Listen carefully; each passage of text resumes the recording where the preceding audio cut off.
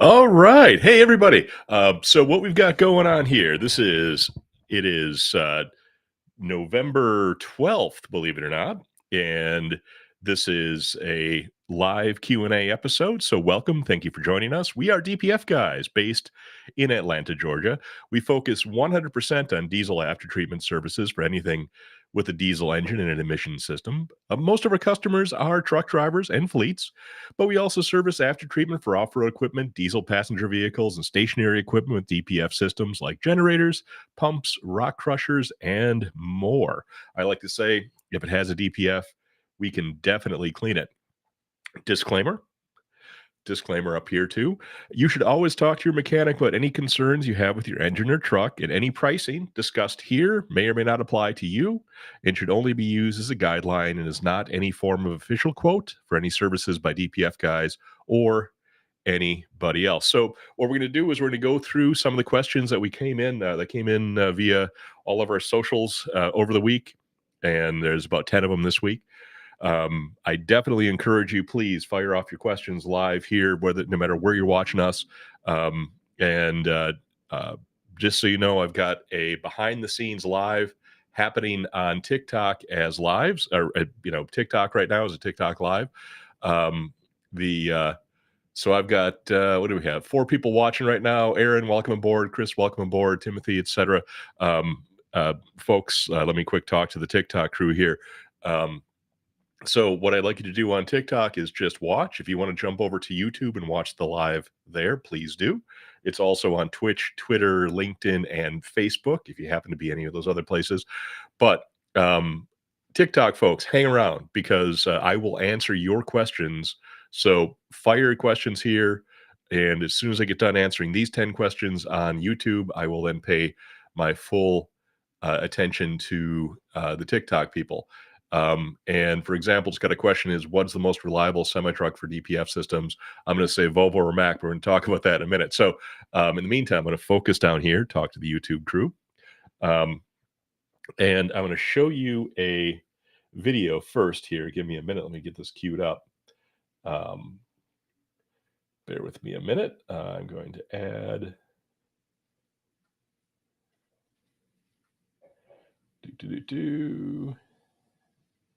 Sorry about this. Hang on a second.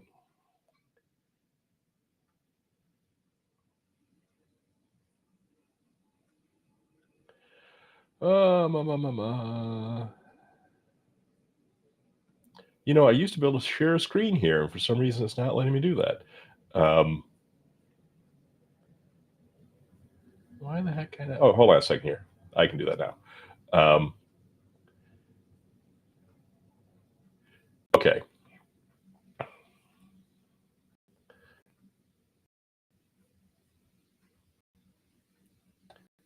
So here we go. All right. So I've got the screen going, and I'm going to play this video so we're going to know what we're talking about here. Ready? 1 box, 2 box, all sorts of 1 box.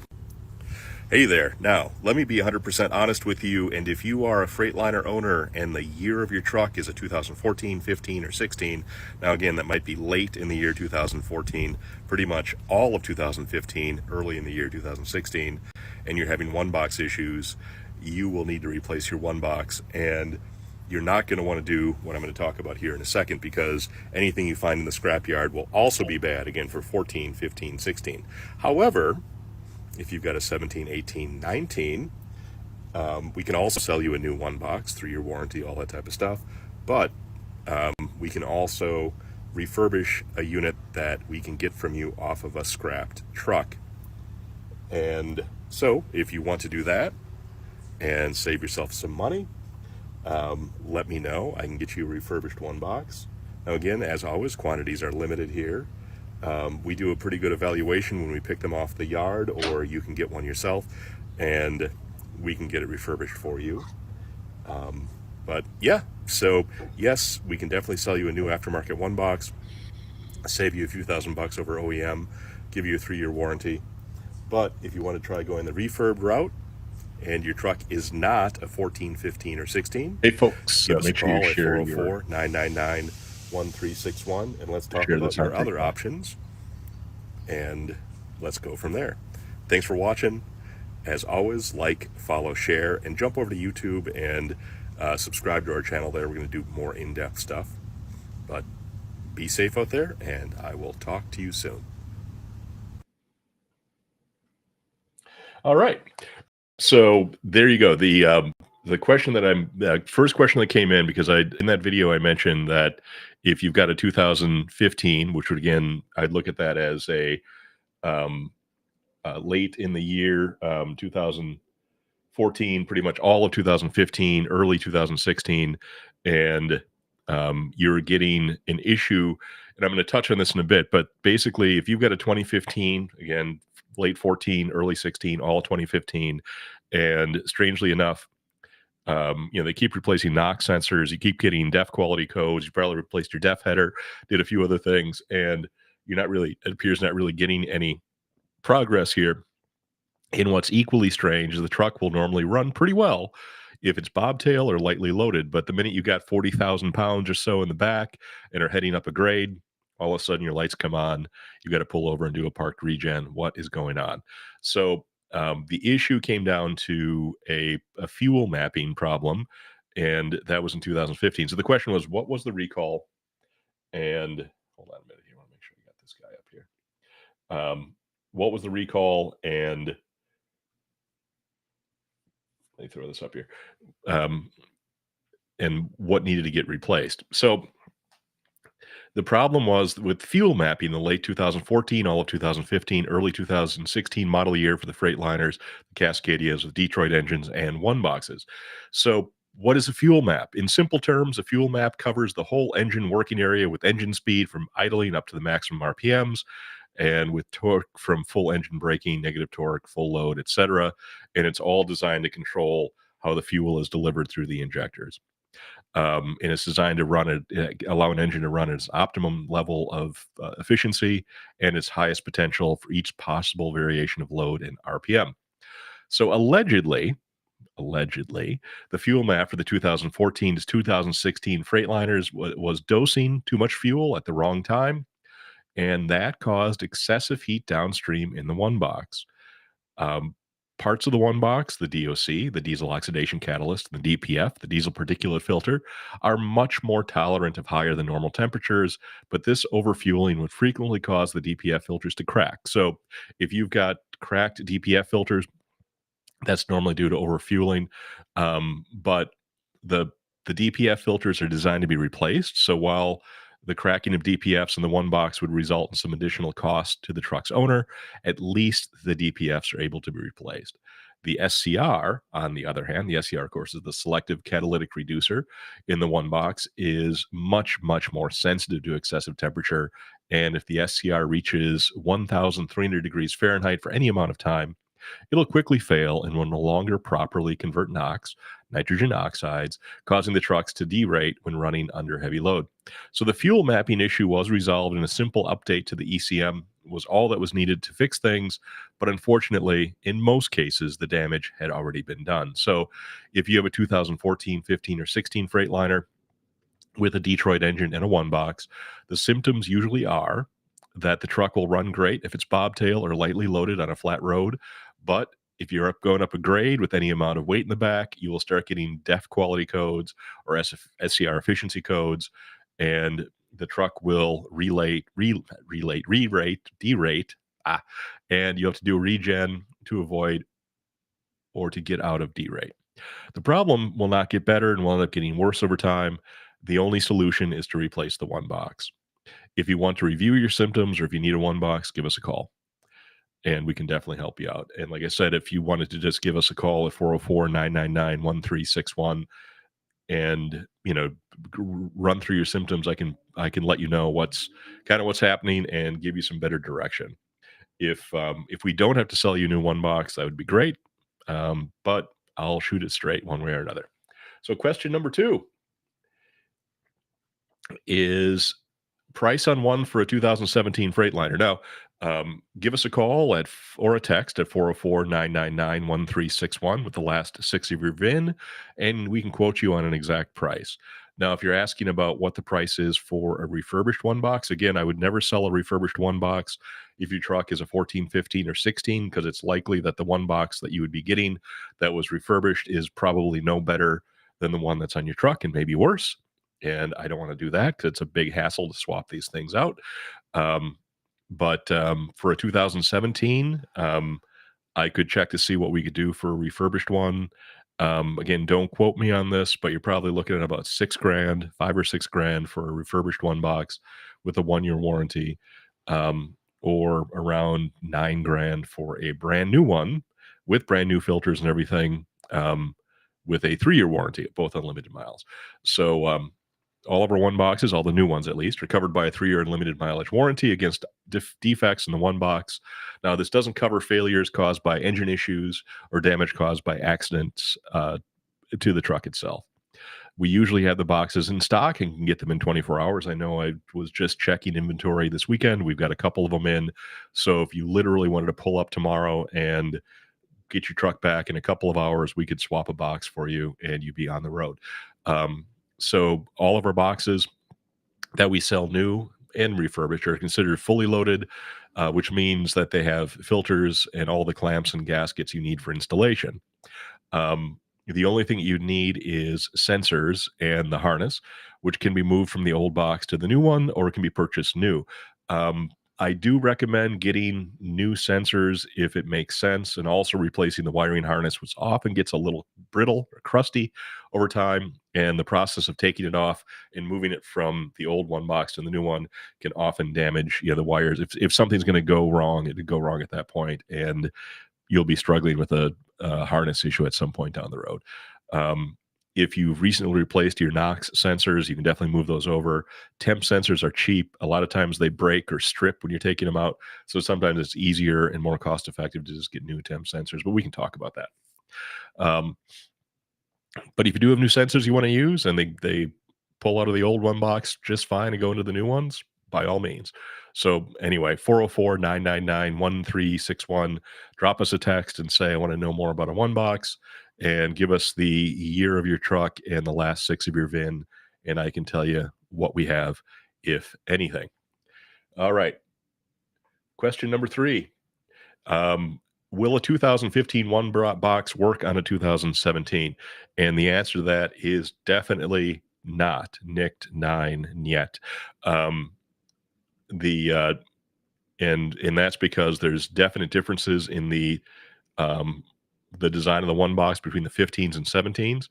Um, but more importantly, if you've got a used 2015 one box, the odds are extremely high that the one box that you get out of the junkyard, wherever you're going to find it, if it's 2015, is probably shot and not any better than the one you got. Now, again, you might get really lucky, but I wouldn't roll the dice on that one. Now, for a 2017, you don't want to put a 2015 in the 17, but because the 17 was built and assembled and sold after they fixed this fuel mapping issue that plagued the 14s, 15s, and 16s, um, there is some risk by putting on a used one box. You may have one that doesn't work, but the odds are something that, the truck probably had, the scrapped truck was probably in an accident or something like that. The one box is perfectly fine.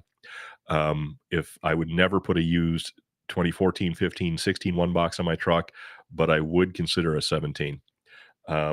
Again, 5, 6 grand plus or minus, and we can definitely do a brand new aftermarket with a 3 year warranty. Um, oh, what else do you have here? So if you want to talk about a refurbished one box from a 2017 or later, the odds are much better. The used one box will be just fine. So don't be afraid to give us a call, at least have the conversation. Question number 4. Do you have a one box for a 2013 Cascadia DD13? And the answer to that is heck yeah, we definitely have one boxes for 2013 Cascadia DD13. Would need to know specifically whether it's got the electronic def doser or the metering valve, or if it's the air assist, because that makes a difference between the two. But we definitely have them in stock, or can get them within 24 hours, and they're brand new, fully loaded, brand new filters, 3-year unlimited mileage warranty. Again, that warranty covers everything within the one box. If your engine poops out and dumps a bunch of fuel or oil or coolant into the one box, it wouldn't cover that. Or if you roll your truck over and smash it, it wouldn't cover that, but it does cover the one box 100%. So text 404 9er 9er 9er 1361 with your VIN, and I will let you know what we can do and how long it'll take and how much it will cost. And my nose is running for some reason. All right. Question number 5. Uh, do you have filters for a Peterbilt 579 2009 to 2018? And the answer to that is absolutely we do. And so we've got filters for the Peterbilt 579. We do have a good selection of OEM reman filters, and which have been cleaned, tested, and have a 1-year warranty. Um, and if for some reason you don't have anything in stock, or if you'd like something brand new, we have excellent selection of a very, very comprehensive inventory of aftermarket filters. Again, we have them in stock or can get them very fast, and 3-year warranty and limited mileage. And we really stand behind those. But the one thing you want to do is remember that we will evaluate your filter at no charge to see if it actually needs to be replaced, because I'll believe you that you need to replace it, but maybe it doesn't need to be replaced. Maybe it's just super dirty. Maybe it's got a small defect that can be repaired. Um, if you bring the filter in or send us photos, there's no charge for us to evaluate it and test it. And of course, as an aside, um, how our guarantee works is we guarantee that we will be able to clean the filter, and if we can't, there's no charge. Usually we can find that filters failed before we even start, but sometimes we have to run it through the entire process before we know that the filter's bad. Doesn't matter how much work we put into it. If it can't be cleaned, there is no charge. And of course, we can then sell you a new filter should you choose to buy one from us, which we'd appreciate if you did. But back to your question, I would say you'd be surprised how often a bad filter is not bad at all, just misunderstood, much like myself. All right, number 6. This is a good one. What is the difference between premium DEF and regular DEF? So, DEF, or diesel exhaust fluid, is what converts the nitrogen oxides, or NOx, coming out of your diesel engine into nothing more than water and nitrogen, believe it or not. DEF may only contain 2 things, not 3, not 4, not 1, 2. And those things are 32.5% urea, which is normally synthetic, um, and 67.5 pure deionized water. And that means it's just pure, like literally distilled water, no minerals in it. So it's just urea, which is nitrogen, and pure deionized water. So I cannot find anything that actually says what makes platinum DEF platinum. I guess it does say that it doesn't crystallize as much as regular DEF, um, but I don't even know, what they would do to make that happen. Um, do they purify the water to a higher level so there's fewer minerals in it? I'm not exactly sure. So I cannot find anything specific what makes the platinum DEF platinum, other than maybe they purify the water more than other brands.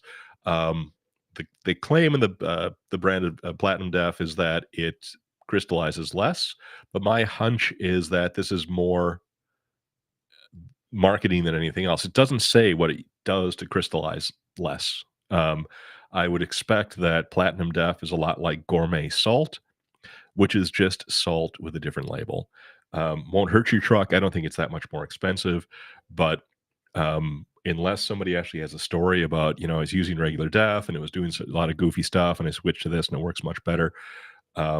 To me, it feels more like a marketing thing, because DEF is regulated. It has to be a very exact formulation, and you can't change it. So no harm in using the gourmet slash platinum DEF, but I just don't think there's anything really different about it, because DEF can only be made of 2 ingredients, which are urea and water in precise amounts. So much like gourmet salt, it's just salt. However, if I'm wrong about this, or if somebody from the Blue DEF, Platinum DEF company wants to straighten me out, I am all ears. All right, number 7. Another DEF question here. Is it better to use boxed def or pump to keep low maintenance on one boxes? And again, this he's asking um, about one box. They must have a Cascadia, but this question would apply to anything, any truck or any vehicle that uses def. So if def is stored between 10 degrees and 90 degrees Fahrenheit, and I can't do the math and tell you what it is in metric, but you can do that yourself. And kept out of direct sunlight, it has a shelf life of 1 year, and it will start to oxidize. It will start to spoil after that time, and it will no longer work as it's designed to work. Um, so if you're getting DEF from the pump at a busy truck stop, it is likely that the DEF is consumed very quickly, and you will always have fresh DEF at the pump. However, if you really don't know what you're getting, you do risk getting contaminated or just old DEF from the pump. So if you want to be safe, using the box DEF avoids contamination issues, which normally and will normally be fresher if you are getting it from a store that sells enough of it. So the same would apply there. If you've got some dusty boxes of DEF on the shelf stuck someplace, it's always best to look at the manufacturing and expiration date on that box to make sure it's fresh. Um, so I do recommend, and this is a fairly inexpensive thing to get. I recommend purchasing a refractometer and some DEF test strips to keep in your truck to spot check the DEF if you're suspicious of the supply. But honestly, DEF at the pump at a busy truck stop should be fine. But if you're truly concerned, keep a couple bottles in the truck just to be safe. And if the DEF pump ever looks sketchy, which it sometimes does. And then thinking about contamination, remember these tanks are all underground. Water can get into them. It can kind of contaminate the DEF. Um, won't really damage anything in your truck normally. Um, Obviously, if you really contaminate it by putting diesel in the DEF tank or something like that, that is bad news. But other than that, you know, if you really want to be safe, buy it in the box. But any truck stop that a typical trucker would go to is turning that DEF over so frequently that it's always going to be fresh, as long as the pump nozzle is clean and there's not water seeping into the DEF tank underground. But I'm sure that they would catch that sooner or later before you had a problem with it. All right, what is number 8 here? What is the cost of DOC filter replacement in a one box? Now, I'm going to guess that they're asking about DPF filter replacement in a one box because you can't replace a DOC in a one box, but I've never seen a DOC in a one box needing to be replaced. So I think you may be asking about the DPF. Now, the question is, why do you need to replace the DPF? Is it just where you're getting, end of life codes on the dash? Is it possible the DPF is cracked? If you're getting those end of life codes on the dash, those filters can still be cleaned and they'll be just fine as long as they're not breached, as long as they're not cracked and bypassing soot. If the filters are cracked, um, that can be the sign of something else going on in the truck. Injector issues, potentially extremely low compression causing dieseling and excessive fuel to be passed downstream. So you'd want to make sure that what is the reason for replacing the filter. Again, as I mentioned before, one of the other questions, um, we will definitely evaluate filters at no charge. So if you don't have to look at them, bring them on in or send us photos. We can give you some tips on that. And if your filters are cracked, you want to make sure that there's not something going on upstream, meaning up in the engine, that's causing them to crack. Because even if you put new filters in, if the problem is still going on up in the engine, you may crack those filters again, within 10 or 20,000 miles, and that's no good. But to answer your question, um, brand new DPFs for that truck, I don't know, 800-900 bucks a piece, 1,600-1,800 bucks for a set. Again, 3-year warranty. Um, we do have some that are cleaned and ready to go as well.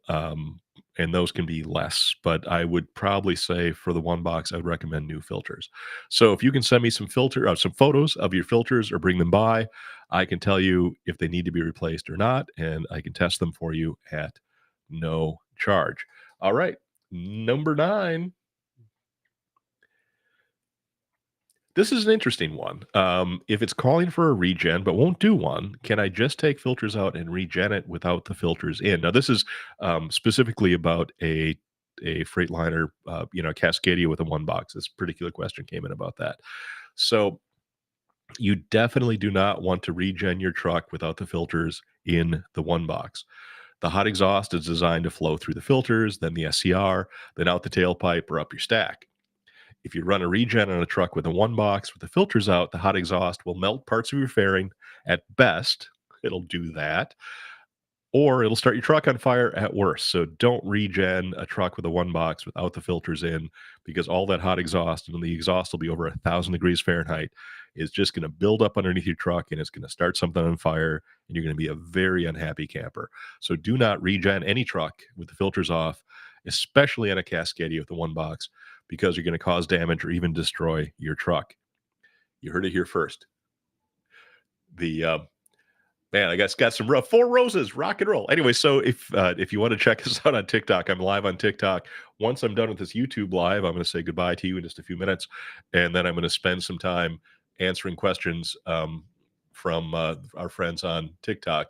And just got a gifter badge. Just got a gift from Holy Fuck. Yeah, but love your name, man. Okay, question number 10. Last but not least. This one is I'm digging it because I finally am beginning to have an answer here. It is the big question. What do you think about fuel additives? What do I think about fuel additives? And up until now, up until very recently, I would answer honestly and say, I don't know. And I would also say that, I'm sure there's some good ones and I'm sure there's some not so good ones. I would think that none of them would do harm to your truck, but some of them would do harm to your wallet, meaning you're buying an additive that's not doing anything. And the other thing is, even if it does work, you have to have the discipline to use it properly. Don't use too much, don't use too little. Otherwise, you won't get the benefit and you'll just be wasting money on it. Um, I have interviewed several fuel additive companies, and I've learned a lot over the last few weeks. And yes, the right fuel additive actually does work if it's used properly, but there's a lot more to this, like properly filtering your fuel as well as your oil. And I will have a lot more information on this over the next few weeks. My upcoming live next week, we're going to delve into the fuel additive part of it, and I'm going to be learning a lot more about this and sharing it with you as I continue to discover what's really the real deal about fuel additives. But if you text fuel additive, FUEL space ADDITIVE to 404 999 1361, I'll respond with the details and we'll keep you updated. More to come. All right. So there you have it. Your questions, my answers. Thank you, everybody, for watching. Thank you, the TikTok people. I'm going to be focusing on TikTok here in just a moment. So if you're watching me on any of the other platforms and want to continue the conversation, jump over to TikTok, look for DPF Guys Live, and I'll be answering your questions. If you have any questions to leave for me, just enter them down in the doodly doo, wherever that is on YouTube or Facebook or LinkedIn or wherever you're at, and I will answer those questions as well. So leave your questions and comments below and text your questions to me directly at 404 999 1361. Especially if you want fuel additive information, send the words fuel and additive to 404 999 1361. I'll be back here next week to answer more of your questions. And remember to subscribe, if you're not doing it already, subscribe to DPF Guys on YouTube. Like our Facebook page, find us on TikTok, and if you're the corporate type, look for me, James Went from DPF Guys on LinkedIn, and send me a connection request, or follow us on LinkedIn. There's a lot of good industry news that we publish. And what else? That's really it. Thanks for watching, and see you next week.